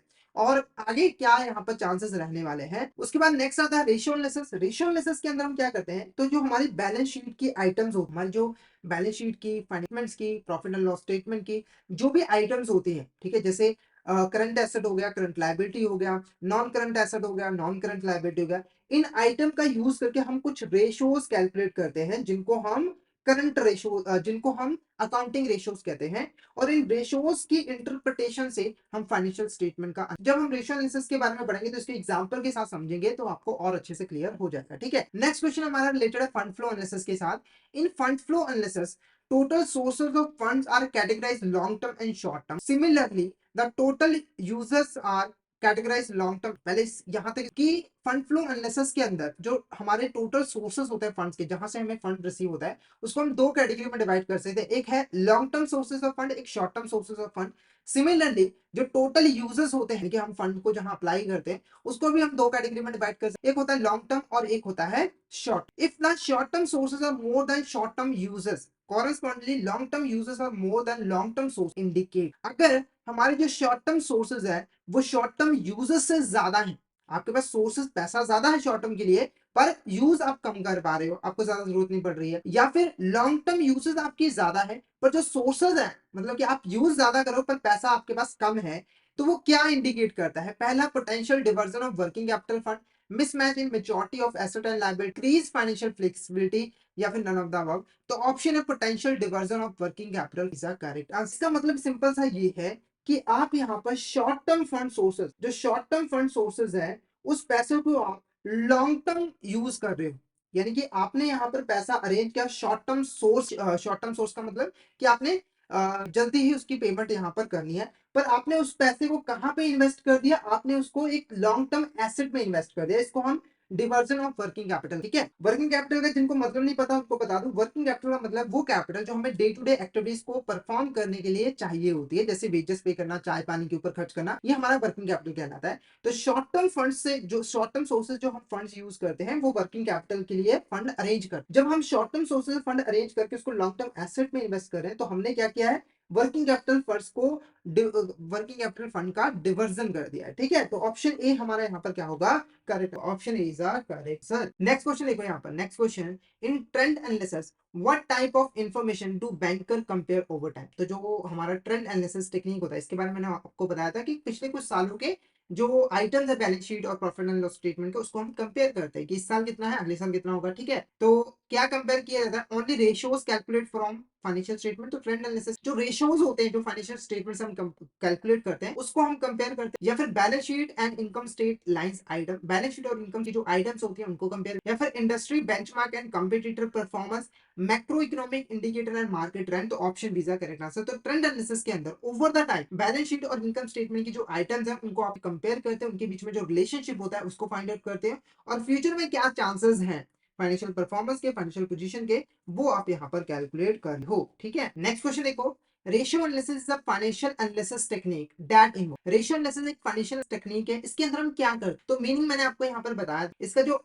आंसर है वो ऑप्शन बी है, ठीक है। सीधा मैं ऑप्शन बी पे आऊंगा, स्टेटमेंट थोड़ी बड़ी है तो इसको रीड नहीं करूंगा। देखो ऑप्शन बी क्या कह रहा है? Calculation and interpretation of various accounting ratio to assess relationship between different financial statement to assess company financial performance. तो हम क्या करते हैं इस टेक्निक के अंदर? कुछ अकाउंटिंग रेशियोज जो है वो कैलकुलेट करते हैं। कैसे कैलकुलेट करते हैं? बैलेंस शीट की प्रॉफिट एंड लॉस स्टेटमेंट के आइटम से, ताकि उनके बीच में रिलेशनशिप क्या है उसको हम जान सके, और अल्टीमेटली हम अपनी कंपनी की फाइनेंशियल हेल्थ और फाइनेंशियल के बारे में जान सके। जैसे एग्जांपल के लिए हमारी बैलेंस शीट की दो इंपॉर्टेंट आइटम्स होती हैं, करंट एसेट्स और करंट लायबिलिटीज, ठीक है। तो हमने क्या किया? इससे एक रेशियो कैलकुलेट की जिसका नाम है करंट रेशियो, जिसके बारे में आगे भी हम यहाँ पर पढ़े। करंट रेशियो को कैलकुलेट कैसे किया जाता है? तो करंट एसेट्स को करंट लायबिलिटी से डिवाइड किया जाता है। तो करंट एसेट मान के चलो 50,000 है, और जो हमारी करंट लायबिलिटीज है वो भी हमारी 50,000 है, ठीक है। तो ये रेशियो हमारी 1:1 है। इसका मतलब क्या हुआ? अब देखो हमने पहले क्या किया है, एक रेशियो को कैलकुलेट किया है बैलेंस शीट के आइटम्स को यूज करके। अब हम इस रेशियो की इंटरप्रिटेशन करते हैं, यानी कि इसको स्टडी करते हैं। तो इस इंटरप्रिटेशन से हमने क्या जाना कि एक कंपनी की जितनी करंट एसेट्स हैं उतने ही करंट लायबिलिटीज हैं, जितनी करंट एसेट्स हैं उतनी ही करंट लायबिलिटीज हैं, और ये रेशो हमें बताता है। तो इससे हम ये जान पाए कि कंपनी की जो लिक्विडिटी है वो थोड़ी थोड़ी सी खराब है, ज्यादा खराब नहीं है, इतनी भी अच्छी नहीं, ठीक है। क्योंकि थोड़ा करंट, जो करंट रेशो होती है उसको थोड़ा हाई रखना जरूरी होता है। जो आइडियल करंट रेशो होती है वो हमारी 2:1 होती है। करंट एसेट 2 होनी चाहिए, करंट लायबिलिटी 1, ठीक है। तो ऑप्शन भी हमारे यहाँ पर क्या है? करेक्ट आंसर रहेगा। बाकी स्टेटमेंट अगर आप पढ़ना चाहो तो देखो, पहले स्टेटमेंट कह रही है compare company stock price earning per share. Company के स्टॉक प्राइस को हम अर्निंग पर शेयर के साथ कंपेयर। उसके बाद analysing trends in a company stock price over the time. Company के स्टॉक प्राइसेस है उसमें क्या ट्रेंड रहा है उसको हम जानते हैं, तो ऐसा बिल्कुल भी नहीं है। तो ऑप्शन बी होगा करेक्ट आंसर रहेगा। नेक्स्ट क्वेश्चन देखो, which of this is not a type of ratios. ठीक है, अब जो हम रेशियोज कैलकुलेट कर, कई सारी यहाँ पर टाइप होती है, तो क्वेश्चन पूछ रहा है इसमें से कौन सी हमारी रेशियो की टाइप नहीं है। तो पहला देखो option D is a credibility ratio. Is credibility ratio नहीं होता। बाकी ये जो तीन रेशियोज होती है वो इंपॉर्टेंट रेशियोज होती हैं, जिससे हम अब कंपनी के फाइनेंशियल्स को स्टडी करते हैं, उसका एनालिसिस है। अब ये रेशियो क्या होते हैं, इनका क्या काम होता है, उसको थोड़ा सा यहाँ पर डिस्कस कर लेते हैं। सबसे पहले जो टाइप है रेशियो की वो है सॉल्वेंसी। सॉल्वेंसी रेशियो में ये बताते हैं कि कोई भी कंपनी सॉल्वेंट है या फिर नहीं। सॉल्वेंट का मतलब आपको पता ही है कि वो पर्सन या फिर वो एंटिटी जो आसानी से, ठीक है, टाइम पर अपने डेट ऑब्लिगेशन को फुलफिल कर पाती है, वो सॉल्वेंट होता है। जो अपने लोन वगैरह को फुलफिल नहीं कर पाता है, लोन वापस नहीं कर पाता है, उसको हम इंसॉल्वेंट। तो सॉल्वेंसी रेशियो से हमें कंपनी की फाइनेंशियल पोजीशन के बारे में पता लगता है कि फाइनेंशियली वो कितनी स्ट्रांग है, जिससे हम ये जान पाते हैं कोई कंपनी अपनी फाइनेंशियल ऑब्लिगेशन को फुलफिल कर पाएगी या फिर नहीं कर पाएगी, वो फ्यूचर में सॉल्वेंट रहेगी या फिर इंसॉल्वेंट। प्रॉफिटेबिलिटी रेशियो से हमें किसी कंपनी फाइनेंशियल परफॉर्मेंस के बारे में पता लगता है कि उसकी फाइनेंशियल परफॉर्मेंस कैसी रही है, क्योंकि यहाँ पर हम कंपनी की प्रॉफिट की बात, ठीक है, तो कंपनी की प्रॉफिटेबिलिटी कैसी है, प्रॉफिट अच्छे कमा रही है या फिर प्रॉफिट बहुत ज्यादा कम है, उसके बारे में रेशोज के बारे में पता लगता है। नेक्स्ट आता है एक्टिविटी रेशियो। तो एक्टिविटी रेशियो से हम ये पता लगाते हैं कि कोई कंपनी अपने एक्टिविटीज को अच्छे तरीके से परफॉर्म करे, जैसे परचेज एक्टिविटी होगी, सेल एक्टिविटी होगी, है ना, प्रोडक्शन एक्टिविटी होगी। इन एक्टिविटीज को कोई कंपनी कितने अच्छे तरीके से परफॉर्म कर रही है और अपने एसेट्स को कितने अच्छे तरीके से मैनेज कर रही है, उसके बारे में यहाँ पर एक्टिविटी रेशियो जो है वो हमें बता। तो जो प्रॉफिटेबिलिटी रेशियो है और जो एक्टिविटी रेशियो वो कंपनी की परफॉर्मेंस के बारे में बताता है, और जो सॉल्वेंसी रेशियो है वो कंपनी की फाइनेंशियल पोजीशन के बारे में हमें बताता है। ठीक है, नेक्स्ट क्वेश्चन देखो, which of this is not a feature of solvency ratio. तो कौन सा हमारा सॉल्वेंसी रेशियो का फीचर नहीं होता है, तो सॉल्वेंसी रेशियो के बारे में बता दिया है।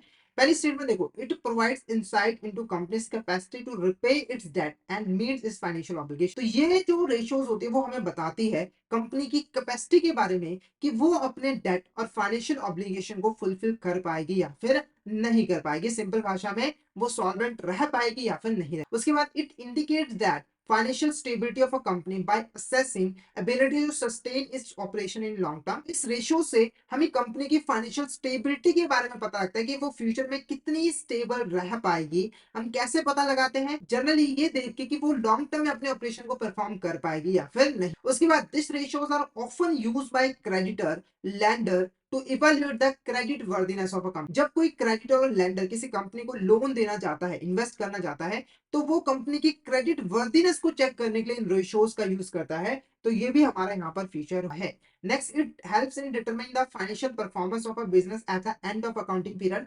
यानी कि अकाउंटिंग पीरियड के एंड होते ही कंपनी की फाइनेंशियल परफॉर्मेंस कैसे रही है उसको डिटरमाइन करने में ये रेशियोज हेल्प करते हैं। तो ये गलत है, क्योंकि ये काम प्रॉफिटेबिलिटी रेशियोज का होता है। बाकी ये तीन इंपॉर्टेंट फीचर्स होते हैं हमारे सॉल्वेंसी रेशियोज के। उसके बाद जो सॉल्वेंसी रेशियोज होती है उसको भी हम दो पार्ट्स में डिवाइड करते हैं। एक होता है शॉर्ट टर्म सॉल्वेंसी रेशियो और एक होता है long term solvency ratio. Short term solvency ratio हमें ये बताता है कि कोई भी कंपनी शॉर्ट टर्म में सॉल्वेंट रहेगी या फिर नहीं रहेगी, यानी कि जो कंपनी है वो अपनी शॉर्ट टर्म फाइनेंशियल ऑब्लिगेशन को टाइम पर फुलफिल कर पाएगी या फिर नहीं कर। और जो लॉन्ग टर्म सॉल्वेंसी रेशियोज होती है वो हमें कंपनी की लॉन्ग टर्म के अंदर सॉल्वेंसी के बारे में पता लगाती बताती है, यानी कि जो कंपनी है वो लॉन्ग टर्म में अपने फाइनेंशियल ऑब्लिगेशन को लॉन्ग टर्म फाइनेंशियल ऑब्लिगेशन को फुलफिल कर पाएगी या फिर नहीं कर पाएगी, उसके बारे में हमें यहाँ पर पता लग। ठीक है, नेक्स्ट क्वेश्चन देखो, types of long term solvency ratio include. इसमें से कौन सी हमारी लॉन्ग टर्म सॉल्वेंसी रेशियो, पहला debt to equity ratio, total asset to debt ratio, proprietary ratio या फिर इंटरेस्ट कवरेज रेशियो। तो जो हमारा आंसर है ऑप्शन डी इज अ कर। ये सारे के सारे हमारे लॉन्ग टर्म सॉल्वेंसी रेशियोज है। इससे हमें लॉन्ग टर्म सॉल्वेंसी की बात है। पहला अगर इनके बारे में थोड़ा ओवरव्यू ले तो डेट टू इक्विटी रेशियो हमें ये बताता है कि कोई भी कंपनी के अंदर जो टोटल पैसा लगा हुआ है उसके अंदर डेट का पैसा कितना है और यहाँ पर इक्विटी का पैसा कितना, यानी कि कंपनी ने थर्ड पार्टी से लोन वगैरह कितना लिया हुआ और ऑनर का पैसा यहाँ पर कितना लगा है उसके बारे में पता लगाता है। और ये रेशियो जितनी ज्यादा कम होती है उतना ही कंपनी के लिए बेनिफिट होता है। जैसे अगर एग्जांपल के मान के चलो ये रेशियो कितना है 0.6, इसका मतलब क्या हुआ कि अगर 1 रुपए हमारा यहाँ पर इक्विटी का लगा हुआ है तो 0.60 पैसे हमारा क्या है यहाँ पर डेट है, यानी कि डेट का पैसा कम है और इक्विटी का पैसा ज्यादा। Total asset to debt ratio में बताते हैं कि कोई भी कंपनी की जो टोटल एसेट्स हैं उनको खरीदने के लिए डेट का पैसा कितना यूज किया हुआ है। जैसे अगर कंपनी की एसेट 100 करोड़ की है, 60 करोड़ रुपए डेट है, यानी कि ये जो रेशियो होगी वो हमारी 1:0.6 होगी, यानी कि 1 रुपए अगर एसेट है तो उसके कंपैरिजन में 60 पैसे जो है वो डेट भी। ठीक है, एक तरीके से ना इस रेशियो को जो लेंडर्स होते हैं वो सिक्योरिटी के लिए भी यूज कर लेते हैं कि अगर वो लोन देते हैं तो कितना सिक्योरिटी अवेलेबल है। ठीक है, जैसे एक 60 पैसे के बदले में 1 रुपए की एसेट अवेलेबल है तो सिक्योरिटी। उसके बाद प्रोप्राइटरी रेशियो में ये बताता है कि जो कंपनी है उसके अंदर जो टोटल एसेट्स हैं उसके अंदर कम ऑनर का पैसा कितना लगा हुआ है, यानी कि अगर एक ये 100 करोड़ रुपए एसेट्स हैं तो 60 करोड़ रुपए हमारे क्या है इक्विटी है। तो इसके बारे में हमें कहाँ से पता लगता है, प्रोप्राइटरी रेशियो के बारे में पता लगता है। और ये रेशियो जितनी ज्यादा हाई होती है उतना ही बेनिफिट होता है। अब इसको कैलकुलेट कैसे किया जाता है तो इसके जो फॉर्मूले हैं वो मैंने यहाँ पे लिखे रखे हैं। अगर debt to equity ratio calculate करने जाते हैं तो इसका फॉर्मूला है long term debt divided by total equity. जैसे एग्जांपल के लिए जैसे अगर एग्जांपल के लिए हमारा जो लॉन्ग टर्म डेट है वो 50,000 और जो हमारी इक्विटी है वो 1 लाख है, तो ये रेशियो कितनी आएगी 0.5:1, ये हमारी रेशियो जो है वो कैलकुलेट, ठीक है। उसके बाद नेक्स्ट हमारा total asset to debt ratio, ये क्या होता है, total asset divided by long term debt. अगर हमारा यहाँ पर मान के चलो जो लॉन्ग टर्म डेट है, टोटल एसेट्स है वो 1 लाख रुपए है और जो लॉन्ग टर्म डेट है वो हमारे 50,000 है, तो ये रेशियो क्या आएगी 2:1, ठीक है। उसके बाद नेक्स्ट, ठीक है, 2:1 या फिर आप इसको 1:0.5 भी कह, ठीक है, सेम ही बात है, उसके बाद नेक्स्ट हमारा क्या है, प्रोप्राइटरी रेशियो। इसको फॉर्मूला क्या होता है, proprietary fund divided by total asset, यानी कि जो ओनर का पैसा लगा है उसे टोटल एसेट से डिवाइड करना है। तो अगर ओनर का पैसा 50,000 है, जो टोटल एसेट है वो 1 लाख है, तो ये रेशियो कितनी आएगी, ये रेशियो आ जाएगी 0.5:1। तो इस तरीके से आप आसानी से फॉर्मूले से लगा के कैलकुलेट। इंटरेस्ट कवरेज रेशियो क्या होता है, इसके बारे में बताया। इंटरेस्ट कवरेज रेशियो क्या होता है, बेसिकली जो कंपनी वो इंटरेस्ट एक्सपेंस को कितने अच्छे तरीके से कवर कर पा रही है। जैसे अगर कोई कंपनी यहाँ पर लोन लेती है तो उसके ऊपर कंपनी को क्या पे करना पड़ता है, इंटरेस्ट पे करना पड़ता है। तो वो कितने अच्छे तरीके से इंटरेस्ट को पे कर पा रही है, कितना पैसा कमा पा रही है, उसको हम कैलकुलेट करते हैं कवरेज रेशियो की हेल्प। इसका जो फॉर्मूला होता है वो होता है earning before interest and bye interest, ठीक है। नेक्स्ट क्वेश्चन देखो, next question, which of this statement defines profit, इसमें से स्टेट जो कि प्रॉफिटेबिलिटी रेशियो को अच्छे तरीके से डिफाइन करती है। पहला, this ratio helps in determining the financial performance of a business at the accounting period, यानी कि ये रेशियो हमें बताती है कोई भी कंपनी का एक अकाउंटिंग पीरियड के अंदर कैसा फाइनेंशियल, बिल्कुल करेक्ट, ये देता है, क्योंकि इससे हमें पता लगता है कि कंपनी की प्रॉफिटेबिलिटी कैसी रही है। अगर प्रॉफिटेबिलिटी अच्छी होती है तो फाइनेंशियल परफॉर्मेंस भी है। उसके बाद profitability ratio shows how well a company is able to make profit. Profitability ratio से हमें ये भी पता लगता है कि कंपनी अपने ऑपरेशंस को परफॉर्म करने के कितना प्रॉफिट जो है कमा रही है, तो ये भी बिल्कुल करेक्ट है। उसके बाद profitability ratio evaluate the company's ability to manage its debts. Profitability ratio से हमें ये भी पता लगता है कि कंपनी अपने डेट को कितने अच्छे से मैनेज कर पा रही है, उसकी रीपेमेंट अच्छे तरीके से कर पा रही है, तो ये गलत है। तो दो स्टेटमेंट्स यहाँ पर प्रॉपरली तरीके से डिफाइन करिए, फर्स्ट और सेकंड, तो ऑप्शन सी हमारे यहाँ पर क्या होगा, करेक्ट आंसर रहेगा, ठीक है। तो फाइनेंशियल परफॉर्मेंस के बारे में बताती है और प्रॉफिट कितना कमा रही है उसके बारे में बता। नेक्स्ट बात करते हैं, विच of this is a type of liquidity. Liquidity ratio क्या है यहाँ पर, हमारी शॉर्ट टर्म सॉल्वेंसी रेशियो। कौन सी हमारी शॉर्ट टर्म सॉल्वेंसी रेशियो है, current ratio, quick ratio, non current ratio. तो option D both A and B is a correct answer. तो करंट रेशियो और क्विक रेशियो दो इंपॉर्टेंट लिक्विडिटी रेशियोज होती हैं। इसको कैलकुलेट कैसे किया जाता है, करंट रेशियो को कैलकुलेट करने का फॉर्मूला होता है current asset divided by current liabilities, और क्विक रेशियो को कैलकुलेट करने का फॉर्मूला होता है quick asset divided by current liabilities, ठीक है। नेक्स्ट क्वेश्चन देखो, which of this is not a type of profitability ratio. इसमें से कौन सी हमारी प्रॉफिटेबिलिटी रेशियो की टाइप नहीं होती है, gross profit ratio, operating profit ratio, net profit ratio या फिर कैपिटल रेशियो।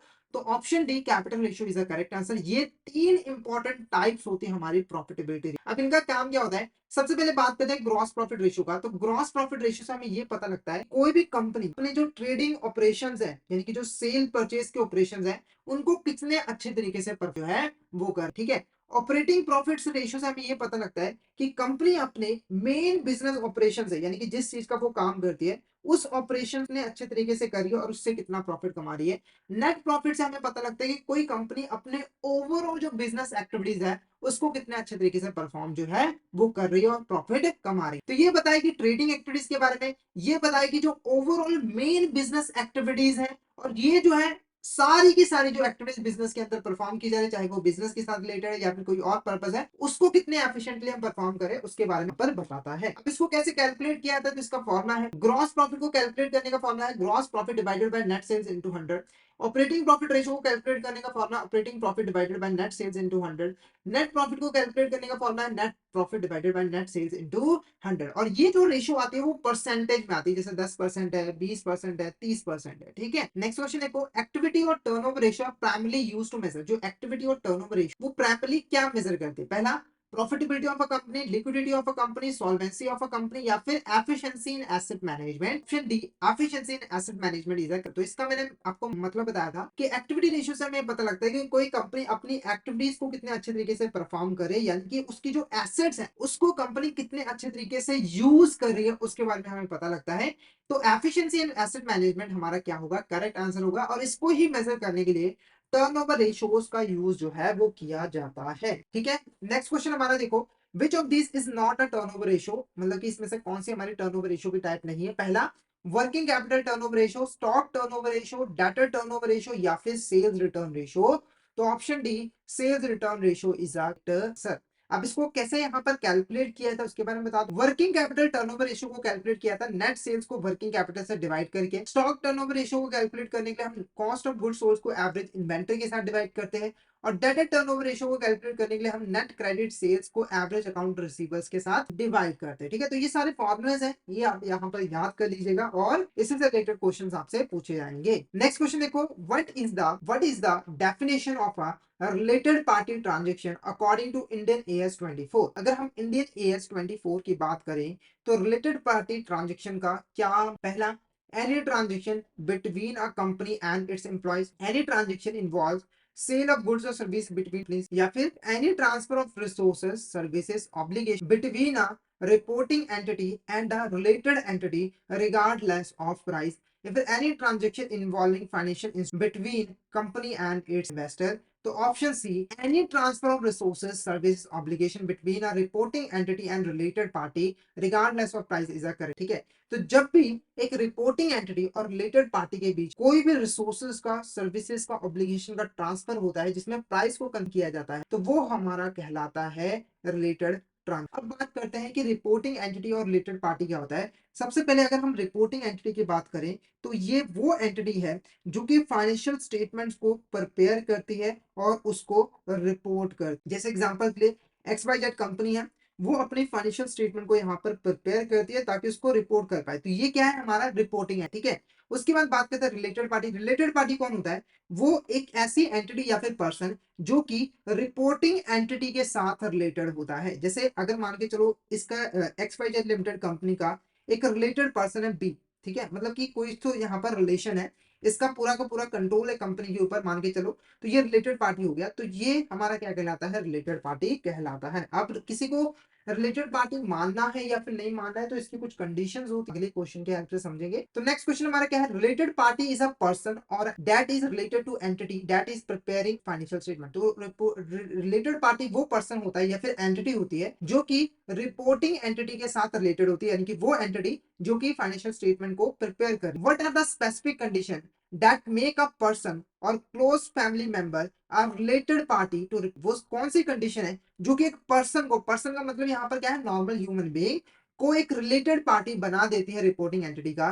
पहला, ही हैज कंट्रोल और joint control over the reporting, जो पर्सन है उसका यहाँ पर रिपोर्टिंग एंटिटी के ऊपर किसी भी तरह का कंट्रोल है या फिर किसी दूसरे पर्सन के साथ में मिलकर कंट्रोल है, तो ये बिल्कुल कंडीशन है। जैसे अगर ए पर्सन है, बी पर्सन रिपोर्टिंग एंटिटी है और इस पर्सन का इसके ऊपर कंट्रोल है, ठीक है, या फिर एक सी पर्सन के साथ मिलकर इसके ऊपर कंट्रोल है, तो ये हमारा क्या कहलाएगा, कंडीशन फुलफिल कहलाएगा और ये रिलेटेड पार्टी है। उसके बाद he is significant over reporting entity, अगर यहाँ पर डायरेक्टली कंट्रोल नहीं है बल्कि इन्फ्लुएंस है, यानी कि ये पर्सन इसकी बहुत ज्यादा बात मानता है, इसका पूरा कंट्रोल है, ठीक है, इसकी बात को ये पत्थर की लकीर मानता है, तो इस केस में भी ये हमारा रिलेटेड एंटिटी कहलाएगा।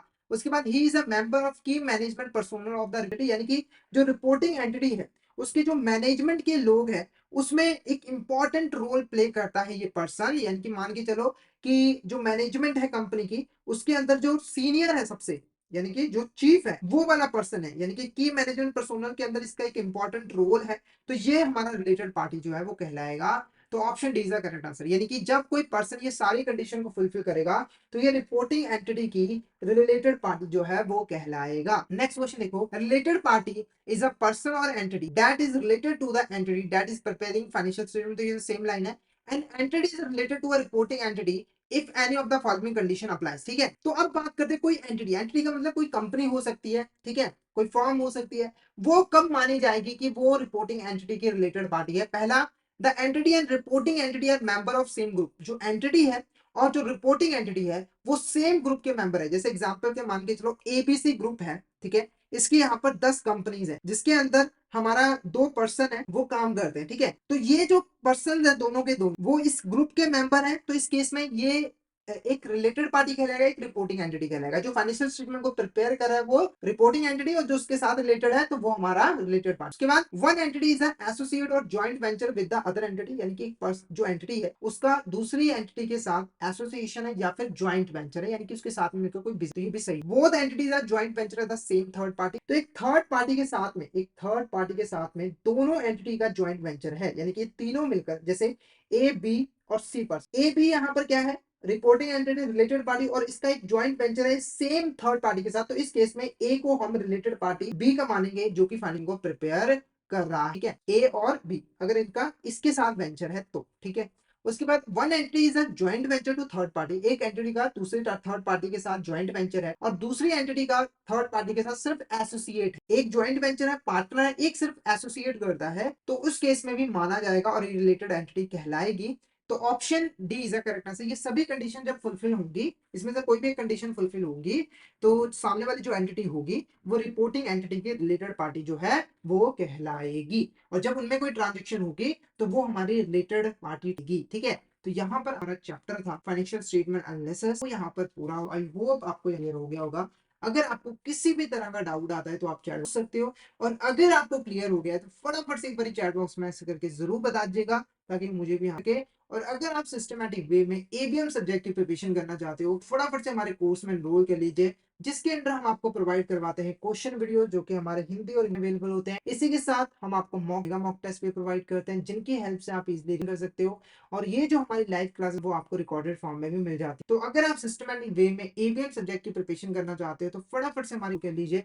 हमारे जो कोर्सेज है वो इजीली एक्सेसिबल है। अगर आप एक एंड्रॉइड यूजर हो तो IIPF learning centre application download कर लीजिए गूगल प्ले स्टोर से, और अगर आप एक iOS यूजर हो तो माई इंस्टीट्यूट ऐप डाउनलोड कर लीजिए ऐप स्टोर से, वहां पे आपको ऑर्गेनाइजेशन कोड यूज करना है GEGKT। तो फटाफट से इन एप्लीकेशन को डाउनलोड कर लीजिए, हमारे कोर्सेज में एनरोल कर लीजिए। और अगर आप अभी हमारे कोर्स में एनरोल करते हो तो आपको लगभग 82% का ऑफ मिल जाता है हमारे कोर्सेज पे, जिसके लिए आपको कूपन कोड यूज करना है आशीष। तो फटाफट से इस कूपन कोड का यूज करके हमारे कोर्स में एनरोल कर लीजिए, और हमारे टेलीग्राम चैनल को भी जरूर ज्वाइन कर लीजिए, क्योंकि हम इसमें एग्जाम क्लासेस रिलेटेड जितने भी इंपॉर्टेंट अपडेट्स हैं वो डालते रहते हैं। और अगर आपको भी किसी भी तरह की क्वेरी आती है तो आप इस चैनल पे मैसेज सकते हो। तो फटाफट से हमारे टेलीग्राम चैनल को ज्वाइन कर लीजिए, ताकि कोई इंपॉर्टेंट अपडेट आपसे मिस ना हो जाए। इसका लिंक आपको वीडियो के डिस्क्रिप्शन बॉक्स में मिल जाए। तो आज के लिए इतना ही। अगर सेशन अच्छा लगा तो सेशन को लाइक कर देना, हमारे चैनल को सब्सक्राइब कर देना और शेयर जरूर कर देना अपने फ्रेंड्स के साथ, कलीग्स के साथ, ताकि वो भी इस सेशन का बेनिफिट ले सके। तो thank you so much everyone, मिलते हैं नेक्स्ट क्लास में।